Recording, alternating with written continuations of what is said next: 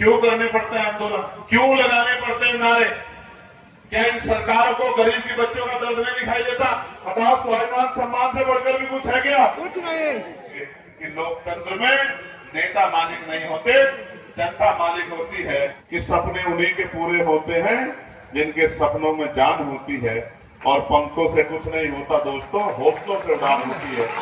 कि जो बाबा साहब अम्बेडकर ने कहा था कि मांगने से भीख मिलती है, अधिकार छीनने पड़ते हैं, और जो राजनीतिक भाईचारे से ज्यादा सामाजिक भाईचारा हम लोगों को बनाना पड़ेगा। जब तक बीटीएमसी खत्म नहीं हो जाता, बुद्धों को उनका अधिकार नहीं मिल जाता, तब तक हम रुकने वाले नहीं।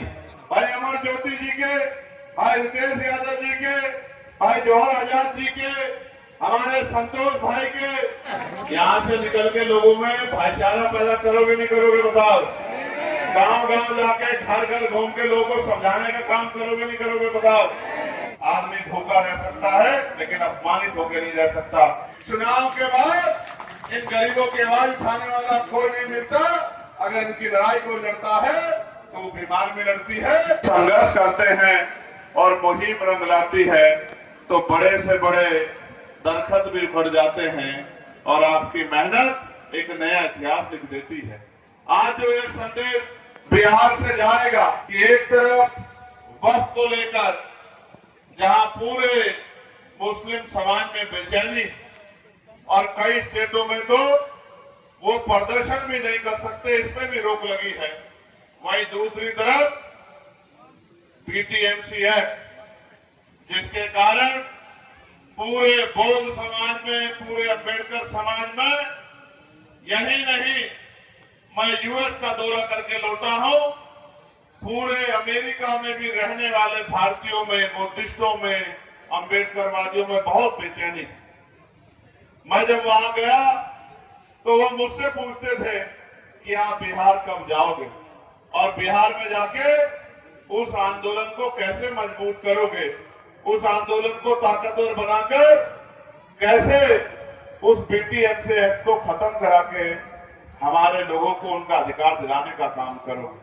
तो मैं उनसे यही कहता था कि हम पहले बिहार में सोए हुए अपने अधिकारों को आंख बंद करके छीनता हुआ देख रहे अपने लोगों को जागरूक करने का काम करेंगे, और फिर जिनको हमारे तरह सताया जा रहा है, जिनको भविष्य में शायद आज एहसास होना हो, लेकिन आने वाले कल में एहसास होगा, जब आपकी मस्जिदें, आपकी दरगाह, आपकी खानकाहें, आपके कब्रिस्तान और जो तमाम तरह की आपकी महत्वपूर्ण जगहें हैं, जब उनको आपसे छीना जाएगा, तब शायद आपको एहसास होगा कि किस तरह से सरकार योजनाबद्ध तरीके से आपके अधिकारों को और आपकी जगहों को कानून बना के लूटने का काम कर रही है।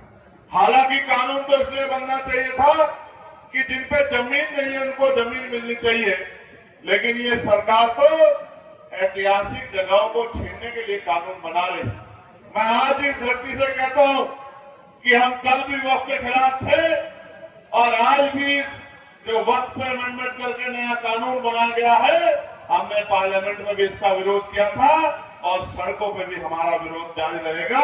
इस बात का मैं आपको विश्वास दिलाता हूं। प्यारे साथियों, बीटीएमसी एक्ट में उस आंदोलन को जो साथी चला रहे थे, इन सरकारों ने झूठे मुकदमे लगा के हमारे साथियों को जेल में डालने का काम किया। अगर आप सोए हुए समाज नहीं होते तो इस सरकार की हिम्मत नहीं पड़ती कि ये हमारे भक्ते साथियों को मुकदमे लगा के जेल में डाल देती। आपको क्या लगता है कि आपको ये अधिकार आसानी से मिल जाएगा? इसके लिए हमारे भक्ते जो समाज के अग्रणी हैं, जो धार्मिक रूप से समाज को रास्ता दिखाते हैं, वो तो आंदोलन कर रहे हैं, और जिनको आंदोलन करना चाहिए वो चैन से घर में पड़ के सो रहे हैं। इसीलिए आज बिहार के कोने कोने में जाके हमें ये अलग लगानी पड़ेगी कि अगर हमें बीटीएमसी खत्म कराना है तो हमें अपनी ताकत यहाँ बढ़ानी पड़ेगी, और अपने जैसे लूटे पिटे जो लोग हैं, जिनके अधिकारों को छीना जा रहा है, उनका हाथ हमें पकड़ना पड़ेगा। और राजनीतिक भाईचारे से ज्यादा सामाजिक भाईचारा हम लोगों को बनाना पड़ेगा। जब हमारा सामाजिक भाईचारा मजबूत हो जाएगा तब फिर कोई हमारे अधिकारों को लूट नहीं पाएगा। किस तरह से हमारे भक्त साथी, हमारी बहनें, हमारे बच्चे, नौजवान साथी वहां बोध गया में आंदोलन चला रहे हैं, 40 डिग्री टेम्परेचर में, 44 डिग्री टेम्परेचर में, 48 डिग्री टेम्परेचर में किस तरह से वो इस आंदोलन को सींचने का काम कर रहे हैं। और भीम आर्मी के हमारे केंद्रीय नेतृत्व के साथियों ने भी पूरे बिहार में पैदल यात्रा निकालकर इस आंदोलन को गांव-गांव तक, घर घर तक पहुंचाने का काम किया। आज भीम आर्मी के साथियों ने मुझे बताया कि हम अब तैयारी कर रहे हैं कि हम अब यात्रा शुरू करेंगे, परमानेंट आंदोलन चलाएंगे और जब तक बीटीएमसी खत्म नहीं हो जाता, बुद्धों को उनका अधिकार नहीं मिल जाता, तब तक हम रुकने वाले नहीं। मैं उनके कार्य की, उनकी पहल की सराहना करता हूं। भाई अमर ज्योति जी के, भाई रितेश यादव जी के, भाई जौहर आजाद जी के, हमारे संतोष भाई के, तमाम साथियों के, उनके संघर्ष की मैं सराहना करता हूं। भाई अक्षय जी के, पीके आजाद जी के, मैं उनको भी कहना चाहता हूं कि उनको भी कमर कसनी चाहिए और घर घर तक ये बात पहुंचनी चाहिए कि जो बाबा साहब अम्बेडकर ने कहा था कि मांगने से भीख मिलती है, अधिकार छीनने पड़ते हैं। और जो अधिकार आपके छीन लिए जाए, जो जिन अधिकारों पर आपका डाका पड़ जाए, वो छीनने के लिए आपको ताकत बनानी पड़ेगी। मैं तो धन्यवाद देता हूं, इतनी बड़ी संख्या में हमारी मातृशक्ति यहाँ पहुंची है और नौजवान साथियों ने तो देश में कहीं भी कोई आंदोलन हो, कार्यक्रम हो, हमेशा से अपने छोटे छोटे साधनों से हमारे संगठन पार्टी के शक्ति को बढ़ाने का काम किया।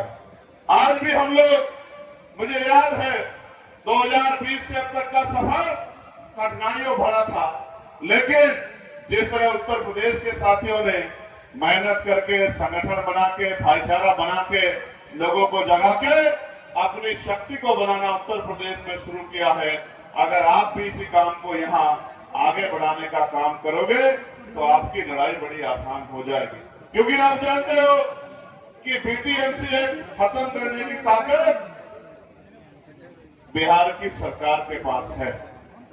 जब तक उनकी कुर्सी के पांव, उनकी कुर्सी के पहिए, उनकी कुर्सी के डंडे आपके हाथ में नहीं होंगे, तब तक वो सरकारें आपके अधिकारों को देने का काम नहीं करेंगी। इसलिए क्योंकि लोकतंत्र है और जनता मालिक होती है, बस जनता तक सही बात पहुंचाए और ऐसे लोग तैयार हो जाए पहुंचाने वाले और बात पहुंच जाए तो कोई काम नामुमकिन नहीं है।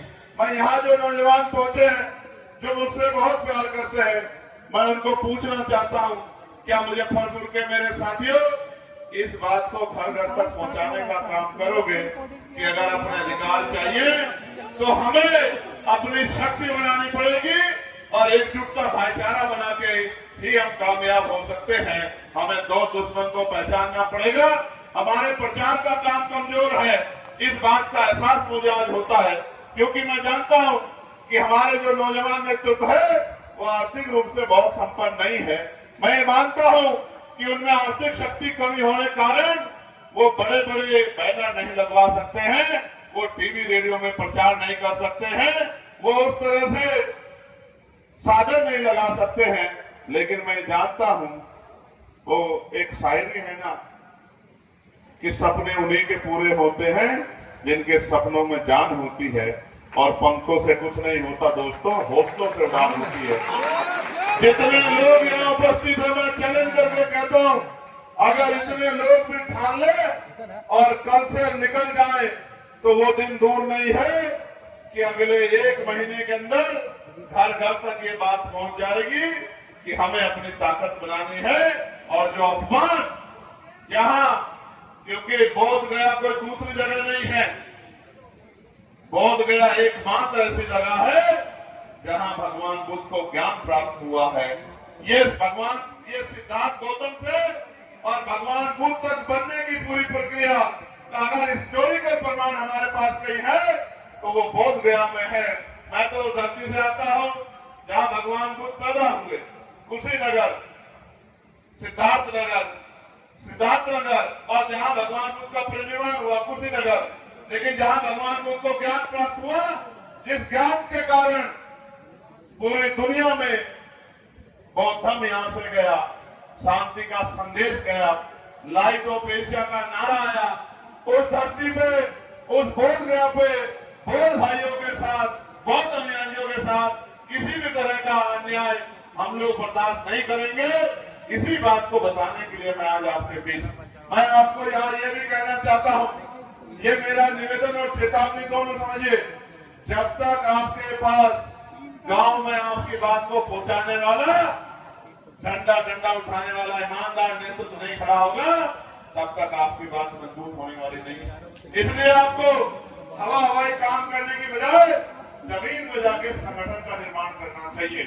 गांव में जाके जिनके दिल में आपके जैसी तमन्ना है, उन तमन्ना वाले लोगों को इकट्ठा करना चाहिए, उनको अपनी बात समझानी चाहिए, उनको इस अपमान के बारे में जागरूक करना चाहिए, और उनको भी तैयार करना चाहिए कि वो गांव के लोगों को मीटिंग करके, कैडर करके, भाईचारा बना के, महापुरुषों की बात बना के, क्योंकि महापुरुषों ने तो हजारों साल की गुलामी को बाबा साहब अम्बेडकर के ने संविधान के रूप में, जिस गुलामी में आपको कपड़ा पहनने की, इज्जत से जीने की, संपत्ति बनाने की, तरक्की करने की, सुख शांति के जीवन का अधिकार नहीं था, जिस गुलामी में, उस गुलामी को काटने का काम भी बाबा साहब अम्बेडकर ने भारतीय संविधान के जरिए कर दिया है। अब हम पे रोड मैप है संविधान के रूप में, अगर हम उस रोड मैप को जमीन पे लागू करा दे तो वो दिन दूर नहीं कि हम इस BTMC एक्ट को भी खत्म करा पाएंगे और अपनी ताकत में बना पाएंगे। क्योंकि हमारी मेहनत में कमी है, हमें मेहनत बढ़ानी चाहिए। अगर हम मेहनत नहीं बढ़ाएंगे तो आप अपने मन में सोचो, आपकी लड़ाई कोई दूसरा क्यों लड़ेगा? कहीं लड़ाई आपकी है, समस्या आपकी है, कोई दूसरा क्यों लड़ेगा? हम तो इंसानियत को मानने वाले लोग हैं, इसलिए अगर किसी आखिरी आदमी को भी एक कांटा भी चुभता है और हम जागरूक हैं, समझदार हमें दिखाई देता है, तो हम उसकी लड़ाई भी लड़ने के लिए सबसे आगे रहते हैं। इस बात का उदाहरण मंडल कमीशन भी है कि जब पिछड़े वर्ग के लोग भी पूर्ण रूप से तैयार नहीं थे, क्योंकि अगर तैयार होते तो सारी मांगे मंडल कमीशन की पूरा होती। मंडल कमीशन की 2 सिफारिशें पूरी हुई है, इसका सबसे बड़ा अगर किसी को योगदान जाता है तो उन जागरूक बाबा साहब अम्बेडकर के अनुयायियों को जाता है, जिन्होंने मंडल कमीशन को लागू कराने के लिए पूरे देश में जन जागरण करने का काम किया, लोगों को जागरूक करने का काम किया। ये लोकतंत्र है, यहाँ वोट डालते हुए पैसा नहीं लगता है, सारी व्यवस्था बाबा साहब अम्बेडकर संविधान में करके गए हैं। आपको जाके सिर्फ लोगों को जागरूक करना है, उनमें भाईचारा पैदा करना है, उनको तैयार करना है कि वो किसी की बातों में ना आए, क्योंकि बातों में तो वो बहुत लंबे समय से आ रहे हैं। अगर बातों में आना आते तो बिहार से पलायन रुकता ही नहीं रुकता। क्यों बिहार के लोगों को पूरे देश में अपने पेट को अपने कमाने के लिए और अपने बच्चों के पेट के भरने के लिए जाना पड़ता है। मैंने तो आज भी मेरे याद है जब कोरोना काल की चर्चा आजकल हो रही है, और मैंने कोरोना काल का वो समय देखा है जब दिल्ली से इन्हीं मेहनतकश लोगों को भगाने का काम किया गया था, और इन निकम्मी सरकारों के पास इनको भेजने के लिए बस और ट्रेन की व्यवस्था भी नहीं थी। किस तरह गरीब लोग पेट पे हाथ रख के प्यासे बिना चप्पलों के, बिना भोजन के कई दिन बाद तक अपने घरों में पहुंचे थे। मैंने बिलखती माओ को, छोटे बच्चों को और उन बच्चों को बैग के ऊपर लेते हुए भी देखा है। हम कोशिश करते थे महापुरुषों के विचारों के कारण कि जितने लोगों तक भोजन सामग्री, खाद्य सामग्री, पीने के पानी की व्यवस्था करा पाए। मैं तो दिल्ली में था, कभी पुलिस इधर से लाठी मारती थी तो लोग उधर को भाग जाते थे, फिर उधर से लाठी मारती थी तो इधर को भाग आते थे। ना कोई पानी पूछने वाला था, न वो शहर है, ना कोई खाना पूछने वाला था। उस दिन मुझे लगा था कि ये बिहार में जहां जहां तक हमारी बात जाएगी हम लोगों को समझाने का काम करेंगे कि लोकतंत्र में नेता मालिक नहीं होते, जनता मालिक होती है और जनता जिसका हाथ पकड़ लेती है उसी को ताकतवर बना देती है। आज उसी जनता ने उत्तर प्रदेश में मुझे जिता के भेजा है, मेरे हाथ मजबूत किए हैं और मैंने पार्लियामेंट में इसी बीटीएमसी एक्ट को खत्म कराने की मांग सबसे पहले पार्लियामेंट में उठाने का काम किया है। जो बाकी नेता नहीं जिता पाए वो काम मैंने जनता की शक्ति से किया है। मैं जनतंत्र को समझता हूँ, लोगों की शक्ति को समझता हूँ, आपकी उम्मीदों को समझता हूँ, आपकी तकलीफों को समझता हूँ, आपके दर्द को समझता हूँ। अगर ये आप भी समझ जाओ कि आपका अपना कौन है और आप भी मेरे दिखाए रास्ते में चलने काम करना शुरू कर दो तो मैं लिख के देता हूं कि दुनिया में कोई मंजिल नामुमकिन नहीं। करोगे नहीं करोगे बताओ? यहाँ से निकल के लोगों में भाईचारा पैदा करोगे नहीं करोगे बताओ? गांव गांव जाके घर घर घूम के लोगों को समझाने का काम करोगे नहीं करोगे बताओ? प्यारे साथियों, आज हम 1000 हैं। जब ये 1000 काम करेंगे तो अगले 10 दिन में 10,000 हो जाएंगे। जब वो 10,000 काम करेंगे अगले 1 महीने में 1 लाख हो जाएंगे और जब ये 1 लाख लोग मिलके पूरे बिहार में काम करेंगे तो 4-6 महीने में 50 लाख हो जाएंगे। लेकिन काम करना पड़ेगा। जब हम 8 घंटे, बताओ स्वाभिमान सम्मान से बढ़कर भी कुछ है क्या? बताओ स्वाभिमान सम्मान से बढ़कर भी कुछ है क्या? कुछ नहीं। जब हम 8 घंटे अपने पेट को भरने के लिए काम करते हैं तो क्या 1 घंटा स्वाभिमान से जीवन जीने के लिए काम नहीं कर सकते हैं क्या? जरूर। बताओ कर सकते हैं नहीं कर सकते हैं? कर सकते हैं। मैं बिहार की घटनाओं को सुनता हूं। ज्योति जी ने जिक्र किया एक बच्ची जो 10 साल की जिसका रेप हुआ, जिसका गला रेत दिया गया। क्यों करने पड़ते हैं आंदोलन? क्यों लगाने पड़ते हैं नारे? क्या इन सरकारों को गरीब की बच्चों का दर्द नहीं दिखाई देता? क्यों नहीं दिखाई देता इनको दर्द? कानून तो कहता है कि न्याय सबको मिलेगा। जुडिशरी है, पुलिस है, इन्वेस्टिगेशन एजेंसियां हैं, तमाम सरकारी सिस्टम है, फिर एडमिनिस्ट्रेशन है। क्यों नहीं मिलता न्याय? क्योंकि न्याय उनको मिलता है जिनके पास शक्ति होती है। अगर आप इसी जीवन में खुश हो मेरे भाइयों मुजफ्फरपुर के तो कोई दिक्कत नहीं है।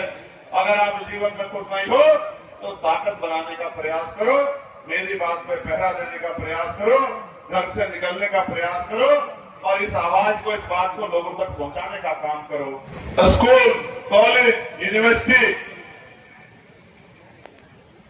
औद्योगिक क्षेत्र, पेट्रोल डीजल के दाम, मैं दोबारा दोहराता हूं, बिजली के दाम, पानी के दाम, पेट्रोल डीजल के दाम, सड़क कहां बनेगी, स्कूल कहां बनेगा, कॉलेज कहां बनेगा, यूनिवर्सिटी कहां बनेगी, मेडिकल कॉलेज कहां बनेगा, औद्योगिक क्षेत्र कहां लगेंगे, ये सारी चीजें सरकार करती है। नौकरी किसे मिलेगी, रोजगार किसे मिलेगा, न्याय किसे मिलेगा, ये सारी चीजें सरकारें करती हैं।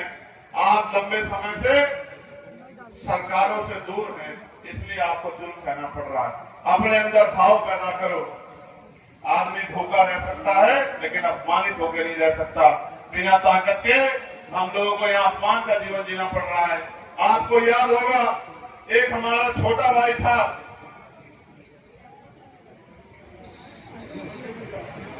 जिसने जो पूर्व में हमारे यहाँ जिले का अध्यक्ष भी था, जिसकी हत्या की गई थी। आपको याद है नहीं याद है मुजफ्फरपुर वालों? जोर से बताओ, याद है नहीं याद है? याद है। बताओ क्या नाम था? बताओ क्या नाम था? क्या अपने भाई रंजीत को भूल गए हो क्या? क्यों हत्या हुई उसकी? क्या उसकी मां ने उसको इसलिए पाला था कि उसकी हत्या हो जाएगी? क्या आपकी माँ ने, मेरी माँ ने हमें इसलिए पाला कि हमारी हत्या हो जाएगी? ये हत्या इसलिए हो रही है क्योंकि हत्यारों को लगता है कि इनकी जान अगर ले भी लेंगे तो इनकी आवाज को उठाने वाला कोई नहीं। इसलिए मैं आपसे कहता हूं ये लड़ाई लड़नी पड़ेगी, इसके अलावा कोई रास्ता नहीं। हम इस लड़ाई से हट नहीं सकते हैं और हम महापुरुषों के मिशन को आगे बढ़ाने वाले लोग हैं, हमें पीछे हटना भी नहीं है। मैं आप सबका धन्यवाद करता हूं और दोबारा इस ऐतिहासिक पहल को, जिसको चलाने का प्रयास भाई जोर आजाद जी ने, भाई अमर ज्योति जी ने, हमारे तमाम नेताओं ने किया है, मैं उनको आह्वान के साथ कहना चाहता हूं, हार मत मानना मेरे साथियों। ये शुरुआत है, शुरुआत अक्सर नए अवसरों को जन्म देती है। ये आपकी शुरुआत है, आप हिम्मत मत हारना। आज आपने पहल की है, आज आपकी पहल कल आने वाले समय में मंजिल बनेगी। आज आपकी एकता की जो शुरुआत आपने की है कि ये बुद्धिस्ट और ये मुस्लिम और तमाम कमजोर वर्ग और तमाम अल्पसंख्यक भाईचारे एकजुट हो जाए, आज आपने जो पहल की है कल ये रंग लाएगी। क्योंकि चुनाव के बाद इन गरीबों की आवाज उठाने वाला कोई नहीं मिलता। अगर इनकी लड़ाई कोई लड़ता है तो वो बीमार में लड़ती है या हमारे सरिया लड़ती है। मैं आपका बहुत बहुत धन्यवाद देता हूँ। जय भीम, जय भारत, जय संविधान, जय मंडल, जय जोहार, जय लोकतंत्र, जय विज्ञान। मीडिया के भाइयों का भी बहुत बहुत धन्यवाद और यहाँ पहुंचे हर साथी का बहुत बहुत धन्यवाद। आप सबके लिए मंगल कामनाएं। जय भीम, जय भारत।